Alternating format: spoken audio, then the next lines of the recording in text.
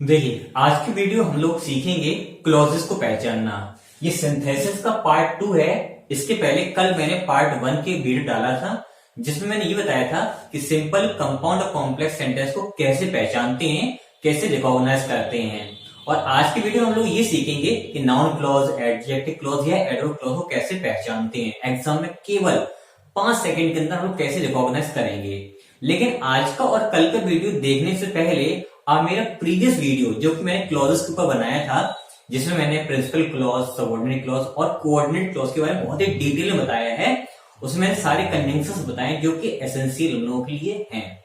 तो आप पहले या तो टेलीग्राम ग्रुप पे चले जाइए, वहां पे मैंने इसकी लिंक डाल रखी है, या मेरे प्लेलिस्ट में जाना ग्रामर में, तो उसमें क्लॉजेस करके होगा, एक थंबनेल होगा, उसमें क्लॉजेस लिखा होगा, वो आप जरूर देखिए। उसके बाद ही मेरे ये वीडियो दोनों आपको समझ में आएंगे। और आपने अगर दे रखा है तो चलिए आगे समझते हैं चीजों को। जैसा मैंने प्रीवियस वीडियो में बताया था कि जो हमारा सिंपल सेंटेंस होता है उसमें कोई भी कंजंक्शन नहीं होता है। कोऑर्डिनेट और जो आपके सबऑर्डिनेट कंजंक्शन या फिर कह सकते हैं कंपाउंड और कॉम्प्लेक्स सेंटेंस में कुछ उसके खुद के कुछ कंजंक्शंस होते हैं, उनसे हम लोग रिकॉग्नाइज करते हैं। तो उसी को डिटेल में समझने के लिए, उसी को और अच्छी तरह समझने के लिए एग्जाम जल्दी से कैसे क्वेश्चन करें आज हम वो समझते हैं। तो देखिए, तो क्लॉजेस पहचानने के लिए पहले सेंटेंस को देखते हैं। This is Ram who can do this, ठीक है ना। तो this is Ram who can do this. अब यहां पे हमें ये समझना है कि सेंटेंस में कौन कौन चीजें कैसे कैसे काम कर रही हैं। तो देखिए, दिस हमारा सब्जेक्ट है, इज हमारा वर्ब है और राम हमारा इज का ऑब्जेक्ट है। तो ये सब्जेक्ट, वर्ब, ऑब्जेक्ट कंप्लीट है। हु हमें पता है प्रोनाउन में हु सब्जेक्ट होता है, हुम ऑब्जेक्ट होता है और हुज पजेसिव होता है। जैसे कि ही को मान सकते हैं हु, हिम को मान लीजिए हुम और हिज को मान लीजिए हुज। तो यहां पर ये सब्जेक्ट है। अब सब्जेक्ट है कि नहीं, एक चीज और कंफर्म कर सकते हैं कि ये हमारा कैन है, हो गया हमारा वर्ब।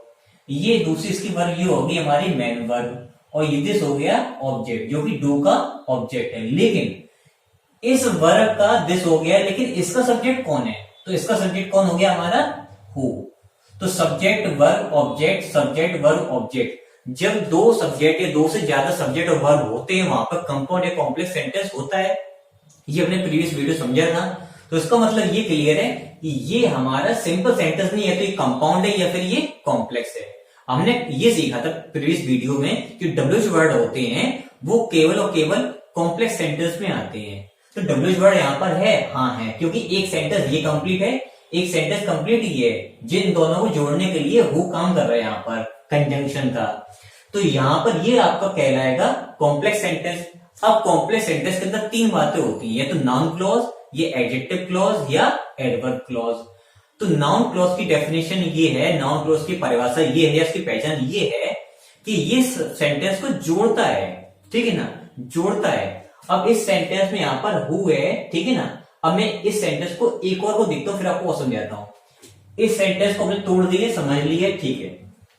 अब इसी के इस वाले सेंटेंस को हम लोग देखते हैं, ये वाला। तो राम हो गया यहाँ पर सब्जेक्ट, इज हो गया राम का वर्ब, और हेयर हो गया हमारा अदर वर्ड, ठीक है ना। अदर वर्ड ये हो गया हमारा। तो ये सब्जेक्ट है, ये वर्ब और ये अदर वर्ड है। यहां तक सेंटेंस एक कंप्लीट है। Who can do this. तो हु यहाँ पर कैन हो गया वर्ब, और ये इसकी होगी मेन वर्ब, और दिस हो गया इसका ऑब्जेक्ट। तो यहाँ पर हु जो है ये भी सब्जेक्ट का काम कर रहा है। ये सेंटेंस और ये सेंटेंस देखने में सेम है, बस डिफरेंस ये है कि हु के ठीक पहले यहाँ पर राम है और हु के ठीक पहले यहाँ पर हेयर है। अब लॉजिक यहाँ पे छोटा सा ये आता है सामने निकल के कि जब भी किसी भी व्यक्ति, वस्तु या स्थान, पर्सन, प्लेस और थिंग, किसी नाउन के ठीक बाद अगर डब्ल्यूएच वर्ड आता है तो वो आपका कहलाता है एडजेक्टिव क्लॉज। इसलिए ये राम एक पर्सन है, और पर्सन के ठीक बाद अगर आपको डब्ल्यूएच वर्ड दिखाई दे, आंख बंद करके वहां पे आप एडजेक्टिव क्लॉज लगा देना। तो ये पार्ट आपका, इतना बड़ा पार्ट आपका कहलाएगा एडजेक्टिव क्लॉज। आंसर, तो ये पार्ट आपका कहलाएगा एडजेक्टिव क्लॉज। अब वो एग्जाम पूछ सकते हैं कि इस सेंटेंस में एडजेक्टिव क्लॉज, ये सेंटेंस कौन सा सेंटेंस है? तो आप कहेंगे कॉम्प्लेक्स सेंटेंस है। वो कहेंगे कॉम्प्लेक्स सेंटेंस के अंदर कौन सी क्लॉज है? तो यहां पर आपकी बन रही है एडजेक्टिव क्लॉज, ठीक है ना। ये पार्ट आपका कहलाएगा एडजेक्टिव क्लॉज। अब क्लॉज वो होता है, देखिए सबऑर्डिनेट क्लॉज या कोऑर्डिनेट क्लॉज या फिर हम कह सकते हैं कि नाउन क्लॉज, एडजेक्टिव क्लॉज या एडवर्ब क्लॉज, ये तभी बनती हैं जब इनके ठीक पहले कोई ना कोई कंजंक्शन हो। क्लॉज ये भी है और क्लॉज ये भी है। अब इसको बहुत डिटेल समझने के लिए वो वीडियो जो बताया ना क्लॉज वाला, वो आपको देखना ही देखना पड़ेगा, तभी आपको मेरी बात समझ में आएगी। और देख रखा है तो मैं आप समझा देता हूं। मैंने ये समझाया था कि यहाँ पे कोई कंजंक्शन नहीं, इसलिए ये आपके प्रिंसिपल क्लॉज में कोई कंजंक्शन नहीं, ये फ्री है अपने आप में। लेकिन इस सेंटेंस में जो हु है वो यहाँ पर एक कंजंक्शन का काम कर रहा है, और जो कि कॉम्प्लेक्स सेंटेंस में आता है। तो जब भी कोई टोलिश वर्ड ठीक किसी नाउन के बाद आता है तो वो हिस्सा पूरा यहां से यहां तक कहलाएगा आपका एडजेक्टिव क्लॉज। क्लियर? अब इसमें देखते हैं, यहां पर हु है, लेकिन हु के ठीक पहले यहां पर ये हेयर जो है वो नाउन नहीं है, ठीक है ना। हेयर यहां पर एडवर्ब का काम कर रहा है। अब आपको ये क्लियर होगा कि हेयर तो नाउन का भी काम करता है, तो हर एक वर्ड डिफॉल्ट रूप से या डिफॉल्ट फॉर्म में हर एक चीज का काम करता है। इसके लिए मैंने एक वीडियो बना रखा है जिसमें बताया कि हर एक शब्द अपनी जगह सब कुछ काम कर सकता है, उसको हमें समझना पड़ेगा, सेंटेंस में पता चलता है यूज करके। तो वहां पे आप लोग देख सकते हो उसको। तो ये एडवर्ब के ठीक बाद डब्ल्यूएच वर्ड रखा हुआ है। हमने ये सीखा था नाउन के ठीक बाद डब्ल्यूएच वर्ड है तो एडजेक्टिव क्लॉज वाला पूरा हिस्सा कहलाएगा, और नाउन के बाद नहीं डब्ल्यूएच वर्ड है, किसी और शब्द के बाद है, कोई भी हो, तो वो वहां पर कहलाता है आपका नाउन क्लॉज। तो यहाँ पर आपका जो ये क्लॉज है ना, ये तो ये आपका नाउन क्लॉज है। ये नाउन क्लॉज आपका इतना बड़ा हिस्सा बन रहा है। तो डब्ल्यूएच वर्ड यहाँ पर भी, डब्ल्यूएच वर्ड यहाँ पर भी, बस ये राम के ठीक बाद है, इसलिए ये एडजेक्टिव क्लॉज है क्योंकि राम की विशेषता बता रहा है। और हेयर यहाँ पर आपका एक अदर वर्ड है, या कह सकते हैं एडवर्ब है, इसलिए डब्ल्यूएच वर्ड इसके बाद रखा है। तो यहाँ पर ये क्लियर कि ये हमारा नाउन क्लॉज है। व्यक्ति के बाद आएगा, पर्सन के बाद आएगा, वस्तु के बाद आएगा तो एडजेक्टिव क्लॉज है, और किसी अन्य शब्द के बाद आता है डब्ल्यूएच वर्ड तो आपका नाउन क्लॉज है, ठीक है ना। फिर से देखते हैं, तो ये आपका हो गया कंजंक्शन। अब इफ कंजंक्शन कहां आता है? इफ कंजंक्शन जो है आपका कॉम्प्लेक्स सेंटेंस में आता है, कॉम्प्लेक्स सेंटेंस के अंदर आता है। कॉम्प्लेक्स सेंटेंस के कौन से क्लॉज के अंदर आता है? तो इफ कंजंक्शन जो है वो आपको एडवर्ब क्लॉज के अंतर्गत आता है। तो इसको कर दिया साइड से, तो यू सब्जेक्ट हो गया, स्टडी यू की होगी वर्ब, और हार्ड हो गया इसका मैनर, यानी कि ये हो गया हमारा एडवर्ब। तो ये हो गया आपका एडवर्ब। तो यू स्टडी हार्ड, तुम कठिन परिश्रम करते हो। तो कैसे परिश्रम करते हो? कठिन। तो वर्ब की जो विशेषता बताता है वो बताता है एडवर्ब। अब देखिए यहाँ पे कॉमा लगा, इसका सेंटेंस में अगला ये सब्जेक्ट हो गया, ये वर्ब हो गई, और ये इसकी मेन वर्ब हो गई। तो ये आपकी हेल्पिंग वर्ब हो गई यहाँ पर। अब यहां पर लगा कंजंक्शन जो कि हमारा है कॉम्प्लेक्स सेंटेंस। तो ये सेंटेंस तो पहले बात ही होगी कॉम्प्लेक्स। अब इस सेंटेंस के अंदर क्लॉज कौन सी है? तो क्लॉज ये वाली भी और ये वाली भी है। हम ये कहें कि इसमें कौन सी क्लॉज बन रही है? तो इसमें जो है एडवर्ब क्लॉज बन रही है। एडवर्ब क्लॉज कौन सी क्लॉज है? तो हमने सीखा था कि जिस सेंटेंस के आगे जो कंजंक्शन लगा होता है वो सेंटेंस कंप्लीट हमारा कहलाता है एक क्लॉज। तो यहां से लेकर के और यहां तक का सेंटेंस कंप्लीट बनेगा एक क्लॉज। इसका नाम देंगे एडवर्ब क्लॉज। क्यों देंगे? इसलिए देंगे क्योंकि यहां पर कंजंक्शन जो लगा है वो एडवर्ब क्लॉज का कंजंक्शन, इसलिए पूरी की पूरी सेंटेंस कहलाएगा यहां तक का एडवर्ब क्लॉज।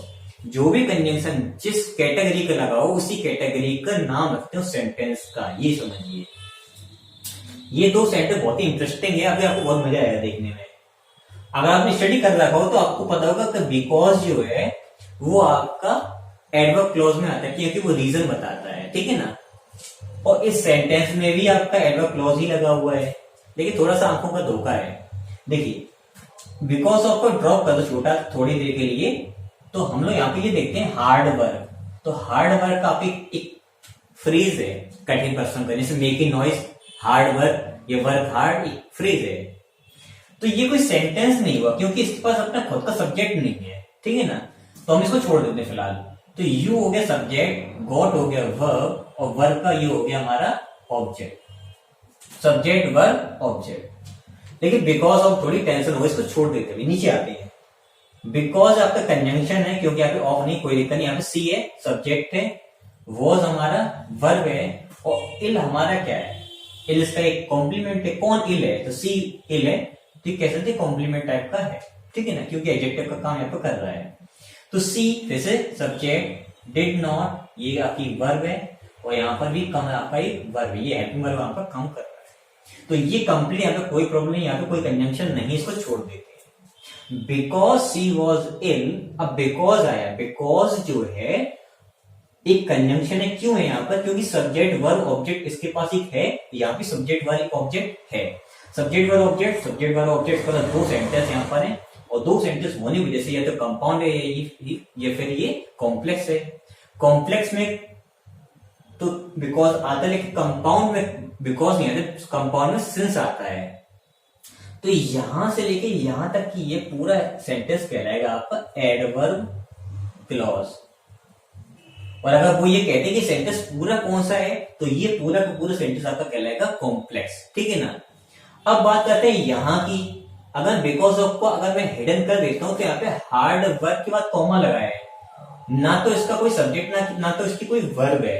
अब यहाँ पे लॉजिक ये घूमता है कि बिकॉज ऑफ जो है वो आपका एक प्रेपोजिशन है, प्रेपोजिशन है, बिकॉज ऑफ एक प्रेपोजिशन है, ना कि एक आपका कंजंक्शन कोई। बिकॉज कंजंक्शन है, बिकॉज ऑफ प्रेपोजिशन है। जैसे मैंने कल बताया था, जैसे कि आप ये कह सकते हो कि आफ्टर कंप्लीटिंग दिस वर्क, ये काम करने के बाद आई वेंट दे, मैं वहां गया, तो आफ्टर यहाँ पे प्रेपोजिशन का काम कर रहा है। ऐसे बिकॉज ऑफ भी एक प्रेपोजिशन है। आंखों को ये धोखा एग्जाम में नहीं होना चाहिए कि बिकॉज देखा तो हमारा एडवर्ब क्लॉज है, ये नहीं। बिकॉज ऑफ ये पूरे जो आपकी प्रेपोजिशन, कंपाउंड प्रेपोजिशन जो है, ये आप यहाँ पर आपकी जो है प्रेपोजिशन का काम कर रही है, प्लस ये सेंटेंस आपका कौन सा सेंटेंस, सिंपल सेंटेंस है, क्योंकि यहाँ पर सब्जेक्ट वर्ब ऑब्जेक्ट एक ही है, बाकी और कुछ भी नहीं है यहाँ पर, ठीक है। फिर ये वाले सेंटेंस को ड्रॉप कर देते हैं, क्योंकि ऊपर मैं समझा चुका हूं। देखिए, चूज दिस बैग, तो चूज हो गया वर्ब और दिस बैग पूरा हो गया हमारा ऑब्जेक्ट। इंपरेटिव सेंटेंस है, यू साइलेंट है, कोई प्रॉब्लम नहीं है, इसमें वर्ब भी है और ऑब्जेक्ट भी है। यू साइलेंट है, जो भी सब्जेक्ट मान लेते हैं। और लगा हुआ है, और किस में आता है, कंपाउंड वाले सेंटेंसेस में आता है, ठीक है ना। और कोऑर्डिनेट एक कंजंक्शन, जैसे मैंने कल आपको बताया था फैन वॉइस के अंदर एक जो आपको फॉर्मूला बताया था। रिजेक्ट वैसे एक वर्ब है। प्रीवियस चॉइस, ये आपका यहाँ पे द प्रीवियस चॉइस कर दी, क्योंकि आपको इसके अकॉर्डिंग कुछ ना कुछ चाहिए आर्टिकल, तो यहाँ पर आपका हो जाएगा object. Verb object, verb object, तो दोनों तरफ यू साइलेंट है, ठीक है ना। तो ये आपका पहली बात तो कहलाएगा कंपाउंड सेंटेंस, पहली बात। दूसरी बात, कंजंक्शन जहां लगा होता है वहां से क्लॉज स्टार्ट होती है, तो ये तो फ्री हो गया, इसको तो यहाँ फुल स्टॉप कर तब भी कोई प्रॉब्लम नहीं है। लेकिन और से सेंटेंस जोड़ा है, अब और से सेंटेंस यहां तक जोड़ा है, इसका मतलब अब ये कौन सा कंजंक्शन हुआ, ये हमें ध्यान देना है। तो ये कंजंक्शन जो है ये हमारी कोऑर्डिनेटिव कंजंक्शन है, तो ये हमें यहाँ पर कोऑर्डिनेट क्लॉज बना रहा है। तो यहाँ पे कौन सी क्लॉज हुई, कोऑर्डिनेट क्लॉज। अब ये याद रखना आपको कि सबऑर्डिनेट कंजंक्शन जहां पर होंगे वो सारे सारे आपके बनेंगे कॉम्प्लेक्स सेंटेंस। जो कोऑर्डिनेटिव कंजंक्शन होते हैं वो सारे सारे बनाते हैं वहां पर कोऑर्डिनेट क्लॉज। तो इस तरह से हमने यहाँ चीज सीखी कि कैसे में आइडेंटिफाई करना है, कैसे चीज समझना है, और जहां पे कंफ्यूजन होता है उसको भी दूर करना है। नेक्स्ट वीडियो कुछ और इंटरेस्टिंग चीजें लाएंगे, उसमें और चीजें समझेंगे, और हो सकता है सिंथेसिस या फिर हो सकता है ट्रांसफॉर्मेशन या फिर और कुछ भी हो सकता है। तब तक आप लोग जुड़े रहेंगे।